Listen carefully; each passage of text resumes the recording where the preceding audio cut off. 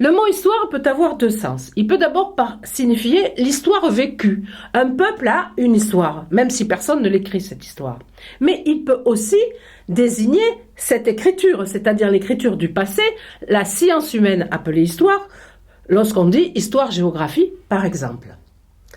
Est-ce que ces récits du passé, cette histoire, méritent vraiment le nom de science?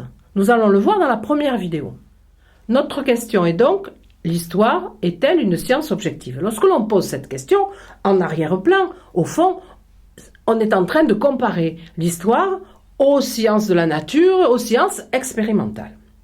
Donc, est-ce qu'il y a ressemblance ou différence? La première différence, c'est que les sciences de la nature expriment leurs résultats sous forme mathématique. Ça n'est absolument pas le cas pour l'histoire.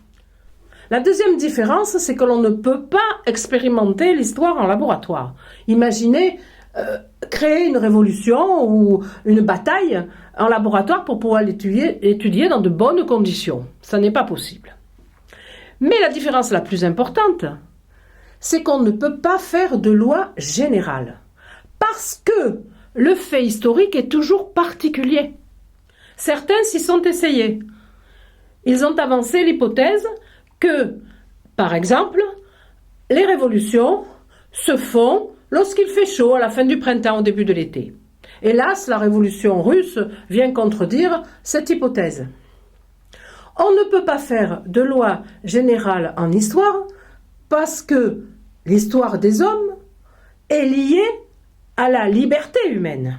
On ne peut pas imaginer que les hommes ou les sociétés sont déterminés par le climat, par exemple, dans ce cas. Pour raconter, pour expliquer, pour faire l'histoire, par exemple, de la Révolution russe, on ne peut pas la rattacher à une loi générale, donc.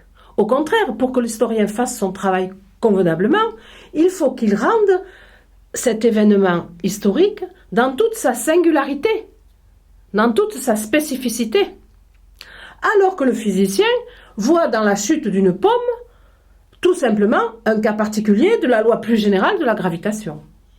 Pour approfondir cet argument, je vous renvoie au texte sorti au bac de Karl Popper et aussi aux vidéos sur le cours théorie-expérience et sur les étapes de la démarche expérimentale. La première étape de la démarche expérimentale, c'est l'observation. Et là, le premier problème apparaît avec l'histoire.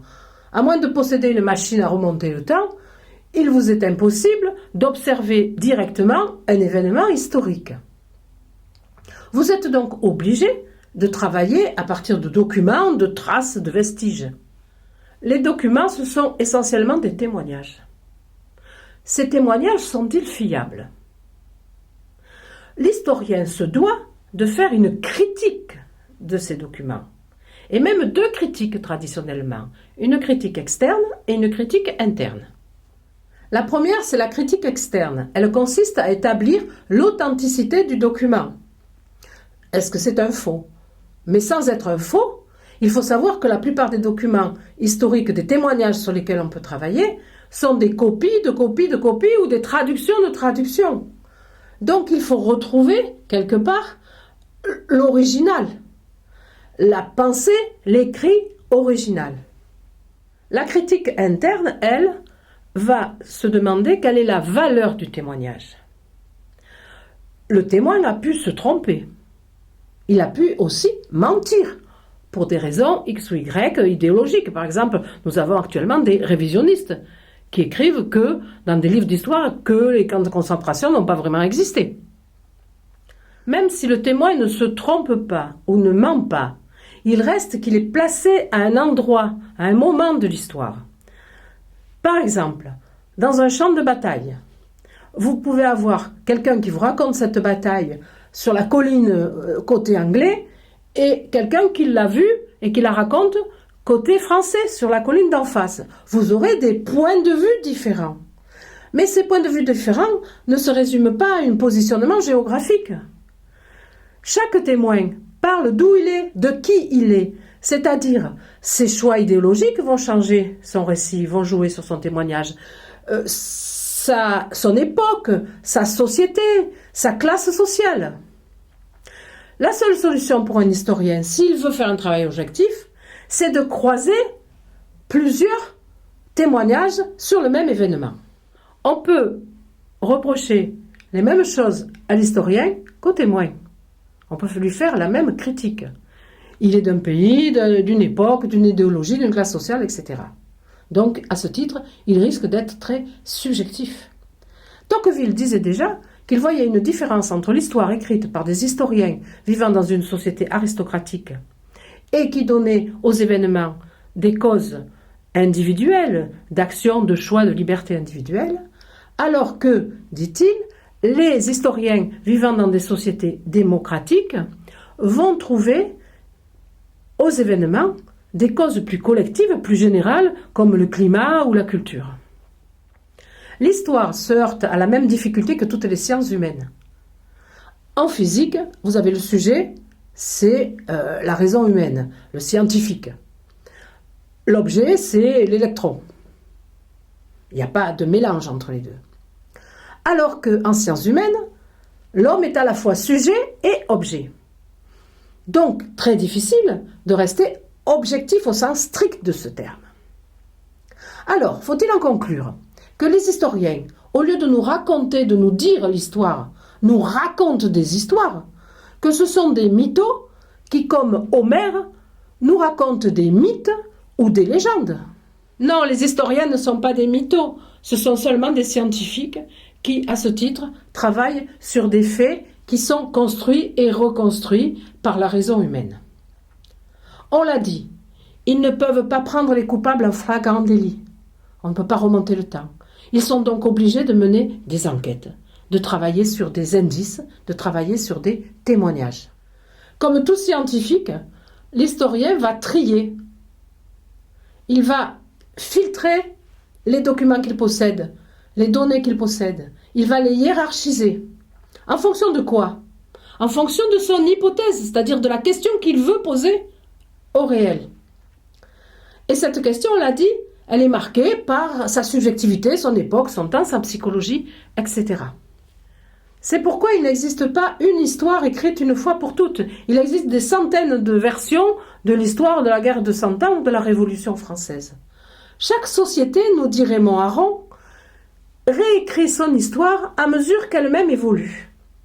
L'histoire est donc écrite à la lumière du présent. C'est aussi pourquoi il existe des écoles d'historiens, des écoles de pensée.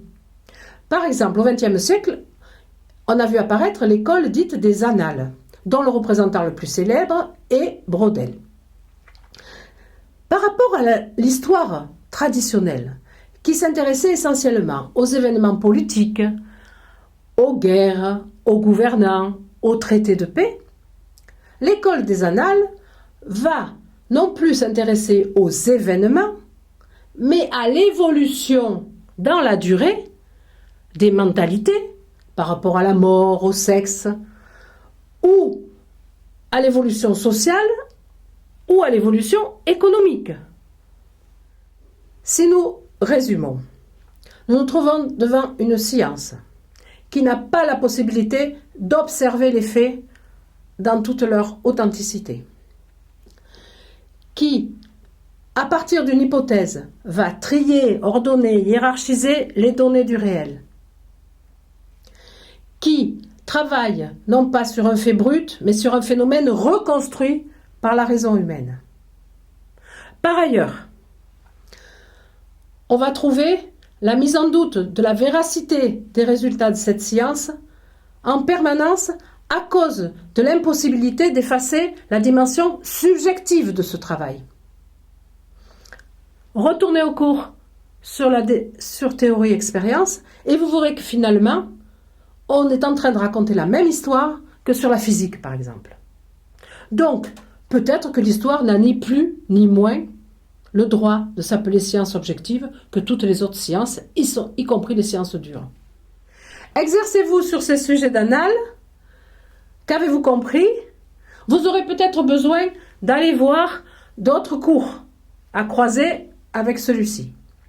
Globalement, sur la question de l'histoire, vous avez effectivement un premier groupe, un premier pack de questions sur l'objectivité de l'histoire et de l'historien, la scientificité de l'histoire ou de l'historien. Un second pack concerne en général la question du sens de l'histoire. Si l'historien, c'est celui qui va donner du sens à quelque chose qui ne serait sans lui qu'une suite d'événements singuliers, la question se pose, est-ce que l'histoire, elle, a vraiment un sens ?